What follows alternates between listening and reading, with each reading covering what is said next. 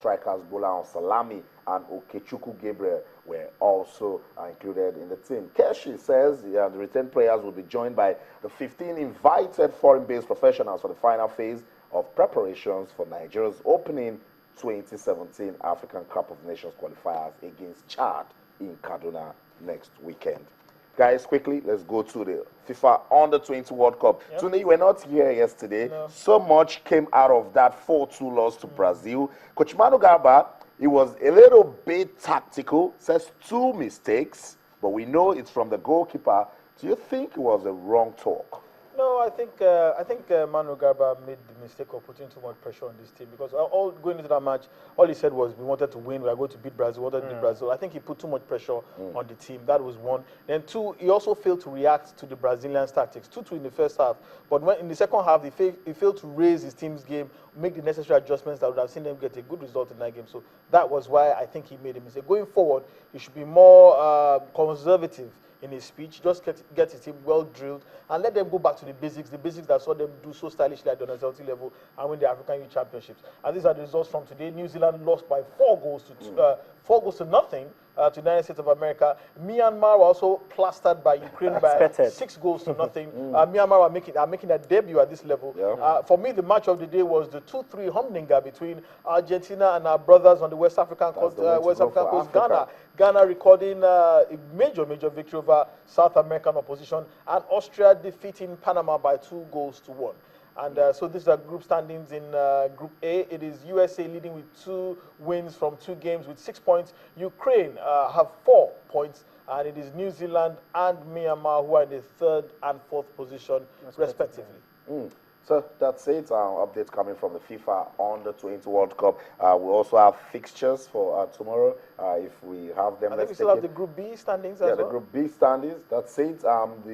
Waiting for that. But just to also let you know that the Flying Eagles, they will be playing their next match on Thursday, early hours of Thursday also. And that's the Group B standing. Good to know that Ghana is on top of the Group B table with 4 points. Austria also on 4 points. So at this point, they cannot be complacent. They need to go on, win their next game to actually get out of that group. Argentina, after 2 games, they have just 1 point. Surprising.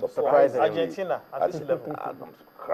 On the 20 level, they've won this championship severally. Wow. I mean, I think like 5 times. Yeah, I think 5 times. 5 times. We were even expecting the crop of players, Coach Sampson says, Mikel, the Titans, Argentina, that actually stopped that team. Cosmos, quickly, let me come to you. That next game against Korea, what should be the approach?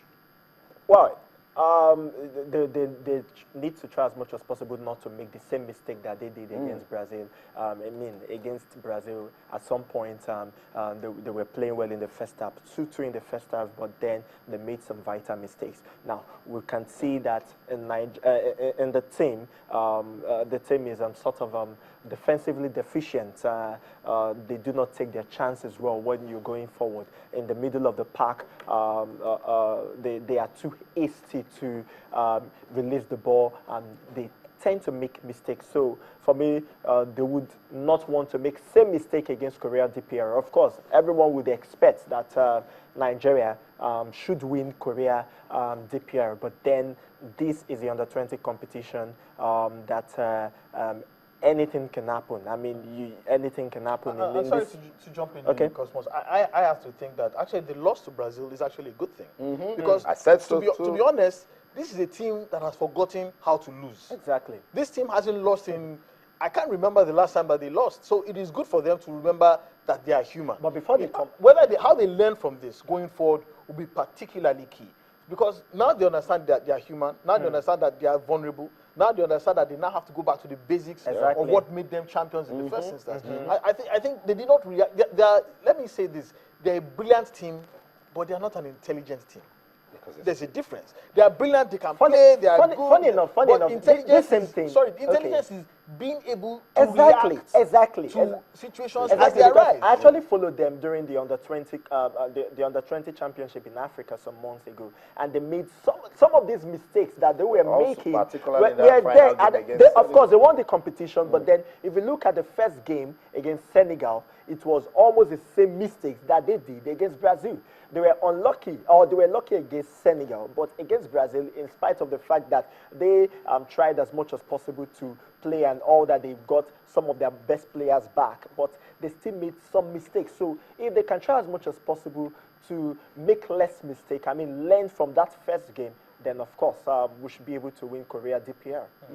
That's it. Updates coming from the FIFA Under-20 World Cup. We just want to wish the Flying Eagles all the best as they continue their campaign. Remember, Nigeria is yet to win at that level. It's 4 more days to the kickoff of the FIFA Women's World Cup in Canada. What are the hopes for Coach Edwin Okon and the Super Falcons team? Remember, it's yesterday I said no more group of death, group of danger. They'll be playing Australia, Sweden, and the United States of America. Tunde, this is a team that is admirable in Africa. They're yearning for World Cup glory. But with the sort of preparations, you can only just hope for a good championship. Sorry, Austin, I think I want to disagree. They're not admirable in Africa. They are peerless in Africa. Their record is second to none.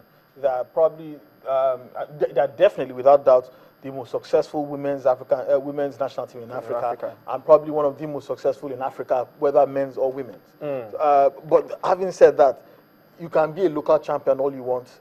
When it comes to the major global stage, you really have to step up your game. And stepping up your games means that you have quality preparation. It means you have quality coaching.